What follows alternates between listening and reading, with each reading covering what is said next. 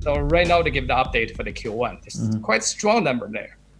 So I will give you a few numbers. Revenue increased 2.1% to the 148 million US dollar to the same period of the Q1 in 2019. Net cash flow from operating activities increased to the US 16 million, so which increased almost 130% compared to the same period in 2019. So the mine operating earnings increased by 19% to the US dollar 18.2 million to the same period in the 2019. Quite strong. The EBITDA from the Q1 of the almost 50 million US dollar. Quite strong. It's only Q1. And we got the better and the better in the rest of the 3 quarters. So this year, our guidance for the gold, put everything together, the gold from gold mine and from polymetallic mine to put together is 212,000 ounces. It's almost the same level to the last year. Last year was the 215, the 212 is almost the same thing. But for the copper put, the production is going to be increased from 138 million pounds to the 145 million pounds. But we are very sure the final number is going to be beyond of this. So this is only our bottom line. We're pretty sure because this year we increase the capacity of the ore processing, and also the grade is higher because more and more the higher grade ore come from the underground. So that's the wrap up of the 2019 year-end performance and the Q1 performance. Great. Okay. So thanks. Nice summary, nice numbers. We'll put links to the articles below in the description. But so the numbers are great for Q1. I mean, they're really good. The revenue, the earnings, production is up. So it's all great news. Your share price, not so good. Since we last spoke, it's halved in value. To be fair, we've gone through COVID-19, the dip in the market because the market reset and also COVID. But what's your thought on that? I mean, you're down from 400 to 200 million bucks Canadian. What are you going to do? That's when they say since last time our market cap was about 400. Right now it's only half. It's 200 something. Yeah, that's another challenge from the capital market side. So we just the analysis is what happened behind of this. So we can talk about this the two sides.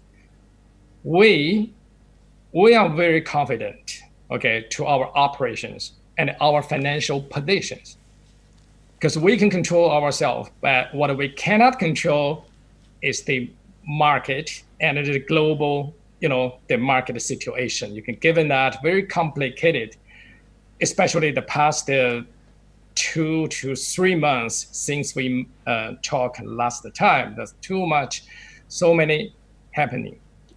So what I can say, few major things. The first of all, our production is really good. You can see that. You can read that from our Q1, the numbers. That's already shown that. It's already proved that. And the trend, we can keep that to the rest of the 3 quarters. With no problem. We're very confident. Financially, and this year is the 3-year term of our bond. It's a mature year. We're going to renew this bond in July.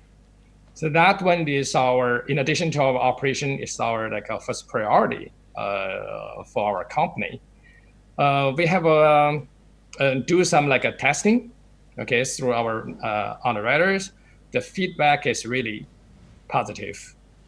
And right now we are sitting on the unsecured bond of the 500 million. The renewed total number is the maximum is the 500 million for sure, but it's not, the final decision is not made yet, how much the final, but not beyond of this number, maximum 500 Okay, well. I suspect this is what the market is nervous about. Is it's $500 million, which is a lot of money. It's a lot of money, and it's well and good underwriters being confident or positive. They're positive until they're not. Okay, in this business, no one wants to get that call the day the book's meant to close, and they go, "We haven't been able to do it." So, have you got a backup plan? To answer your question directly, okay, yes, we do. Okay. We do. Even though there's the very less possibility, we still business, right? All the business, you have to have the plan B, right? But up to now, we're very confident plan A is with no problem for that, the bond issuing, to renew that bond issuing. And I can hazard a guess as to where the backup plan is located. But would that be done on the same terms as the current bond, or would you be expect to be paying a higher premium? The final number is not yet, right? We don't know the final number, but we just threw our underwriters. But what do you want? What's the number you're aiming for? What's the number you're telling people today on the street? Yeah, we just want to. So right now, the current the term is the 3.25%. Okay. So what we can see, given that the market right now, the bond market is quite good right now, right? Right. So we can see that this will be around this level. This is our estimation. Okay. We don't know exactly number. Yeah. Okay, so your positive cash flow, your free cash flow is good. There's no issues paying the 3.25 coupon on this. No. I'm just trying to summarize. The 500 million is not an absolute number.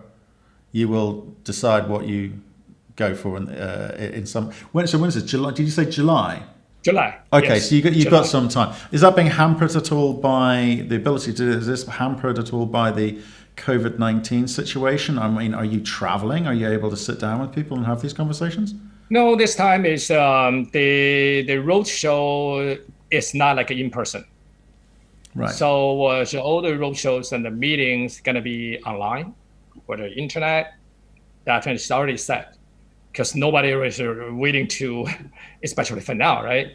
China is much better, I know it, but internationally, some countries is still suffering from that, the coronavirus. So nobody willing to travel. So right. we will do the roadshow online. Okay, so you'll know more soon, and you'll tell us when you know. So the book is going to close beginning of July or at some point in July. It's not beginning. I think it's around the middle of July. Okay, fantastic. Okay, well, I cannot remember the exact date, but it is around the middle of July.